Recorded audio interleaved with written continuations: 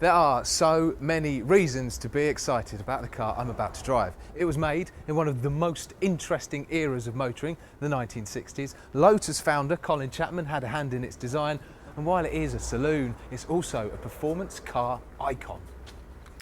The Ford Lotus Cortina, the daddy of all super saloons. First produced in 1963 and only sold in white with a Sherwood green stripe, the Lotus Cortina cost 1,100 quid. Lotus overhauled everything. They redesigned the steering and suspension, tweaked the 1500cc twin cam engine and fitted a speedo that went all the way to 140. The engine in here produces 105 horsepower, which is more than twice the power of a standard Cortina's 1.2. Admittedly, its top speed of 108 miles an hour won't get the needle all the way round to the edge of the dial, but it's got a 0 to 60 time of 10 seconds and more than any figures. This engine's just got spirit. Ah, what a noise it makes. It wasn't just about tweaking the engine and adding more power, because in true Colin Chapman style, he also added some lightness. Some models came with aluminium doors and an aluminium bonnet, and that saved about 20 kilograms over the standard Cortina. And we mustn't forget that the Ford Cortina was already lighter than all of its rivals. Car magazines described its performance as striking and its acceleration as fierce. And thanks to the close ratio gearbox from a Lotus Elan, rumour was it could reach nearly 50 miles an hour in first gear and 70 in second.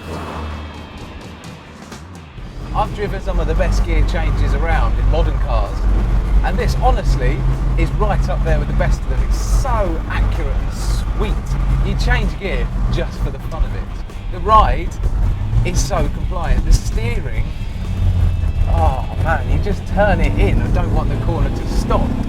It grips and it steers and it handles really sweetly.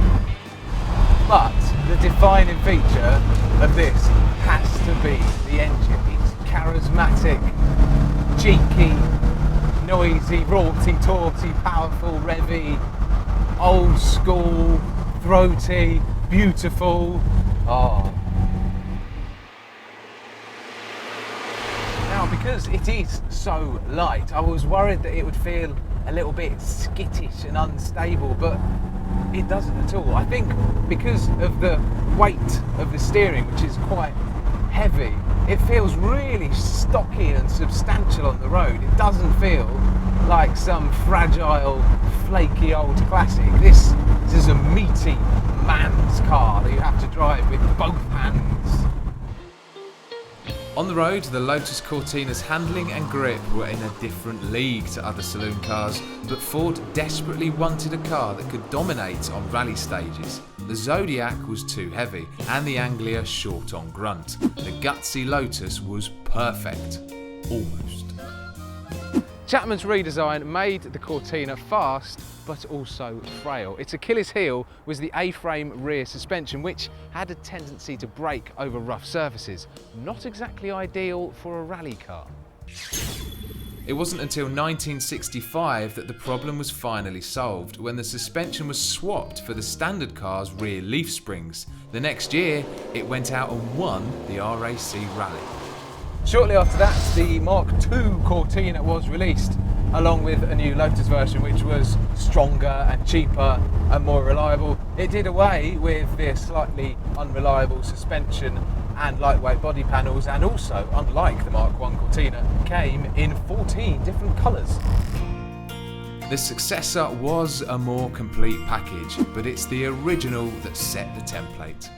It was exciting to drive. It had motorsport heritage. It made a normal car hip. It's both a pioneering super saloon and a legendary fast Ford. All reasons why the Lotus Cortina deserves to be a fifth gear legend.